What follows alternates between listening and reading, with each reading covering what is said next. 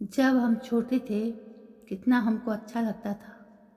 गिर गिर के उठते थे, इतना ज़्यादा रोते थे, फिर हमें मम्मी पापा गोद में दौड़कर उठा लेते थे, बड़े प्रेम से सहलाते थे।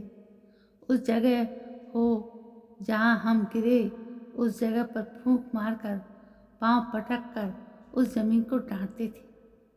आकाश में हाथ उठाकर चिड़िया दिखाते थे, हमें कहते देखो ऊपर चिड़िया देखो। जिधर पापा हाथ दिखाते उस तरफ देखने लग जाते थे। एवं फिर से गदगद होकर हंसने लग जाते थे, फिर से खेलने लग जाते थे। मुझे याद आ रहा है वो बचपन, कई सालों पहले जब मैं छोटी थी। मुझे बिच्छू ने डंक मार दिया था।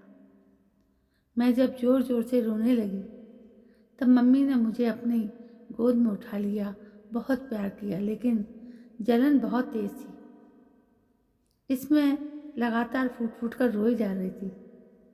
पापा घर पर नहीं थे, वो कोई काम से दूसरे गांव जा रहे थे, तो बस स्टैंड से उन्हें वापस बुलवाया। पापा ने कुछ इलाज किया, मेरे साथ मम्मी पापा दोनों रो रहे थे। मैं तो गोदी से नीचे उतर ही नहीं रही थी। लगातार 3 घंटे मुझे बिच्छू की जलन होती रही। तब तक मम्मी पापा मुझे लेकर घूमते रहे। आज भी मुझे याद है कि मम्मी पापा ऐसे ही होते हैं। वहाँ माया ममता का प्यार भरा खजाना होता है। आज भी याद आता है, जैसे जैसे हम बड़े होते गए वैसे वैसे मम्मी पापा की हमें उतनी ज़रूरत नहीं रही। वो बचपन का दुलार, वो बोल सब कम होता गया। वो कितना प्रगाढ़ प्रेम था जिस पर हम बचपन में अटल विश्वास करते थे।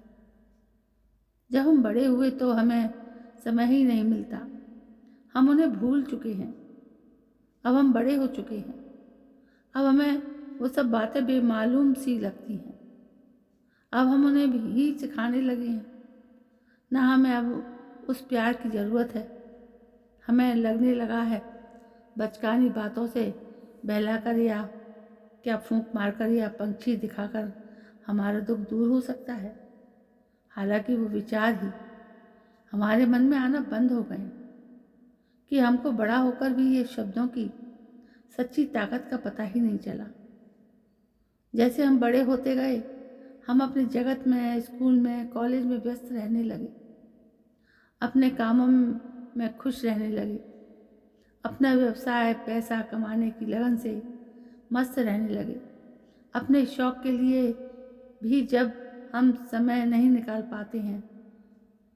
इस दौड़ती भागती ज़िंदगी में कितनी परेशानियां आती हैं। कभी किसी को कोई तकलीफ शारीरिक होती है, कभी मानसिक होती है, मन में कोई दुख दर्द होता है। अनेक बातों में हम स्पर्धा में दूसरों को नीचा दिखाने में या ऊंचा उठाने में लगे होते हैं। घर में मम्मी जब कुछ पूछती हैं तो छोटा उत्तर होता है। घर से निकलते हैं तो सब बराबर चाहिए होता है। जैसे रूमाल, टिफ़िन या छोटी मोटी चीज़ें नहीं मिलती तब हमें चिड़चिड़ापन होता है, या फिर छोटी छोटी बातों में मीन मेख निकालते हैं। बाहर की दुनिया में आकर कभी कोई बुरे व्यसन भी लग जाते हैं, या कभी सक्सेस अनसक्सेस होता है तो हमारे मन में अनेक विचार आते हैं। इसे हम अकेला ही झेलना चाहते हैं और इस आयु में हम उत्तम तरीके से जीने का प्रयास भूल जाते हैं। 2 बात अगर मम्मी पापा से शेयर करें तो कुछ ठीक ठाक भी हो सकता है, लेकिन आज की युवा पीढ़ी में समय की कमी होती है।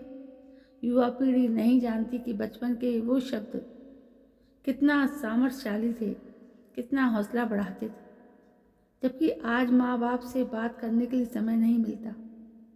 वो नहीं जानते कि इस विशाल वृक्ष छाया को कि वो कितनी अनुभवी समृद्धि होती है। दुनिया में ऐसा कोई नहीं होता जो अपना दुख दर्द कम कर सके। ना कोई बाहर वाला हमारा दर्द हल्का कर सकता है, ना कोई हम पर भरोसा कर सकता है। ऐसा लगता है जैसे बचपन में हम फिर से चले जाएं और वही लड़ने झगड़ने वाली दुनिया में हमें फिर से वही माँ बाप का प्यार मिले और नियति से लड़ने के लिए हम तैयार रहें। माँ बाप का सहारा शक्ति देता है। एक एक बोल यथार्थ होते हैं। यहाँ अमूल्य भावनाएं समझने वाला कृतार्थ हो जाता है। जो ना समझे वो ना समझ कहलाता है। लेकिन जो बीत गई सो बीत गई। हाथ से तीर निकल जाता तो तकदीर से शिकायत कौन करेगा। माँ बाप के प्रेम को की हमको आज भी उतनी ही ज़रूरत है। फिर से ऐसा बचपन मिलेगा क्या?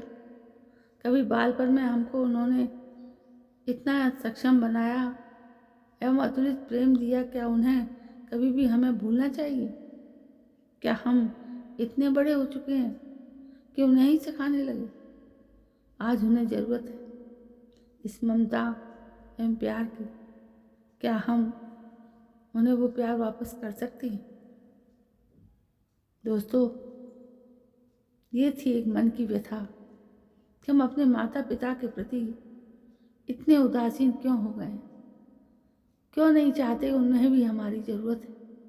क्यों नहीं जान पा रहे हैं कि उनके पास हमको होना चाहिए? जब वो हमारे पास थे तो हम कितने समृद्धशाली थे। तो दोस्तों, ये छोटी सी कहानी बस इतना ही बता रही है कि हमें अपने माता पिता का ख्याल रखना चाहिए। कल मैं फिर आती हूँ एक अच्छी सी कहानी को लेकर। तब तक के लिए जय हिंद, वंदे मातरम।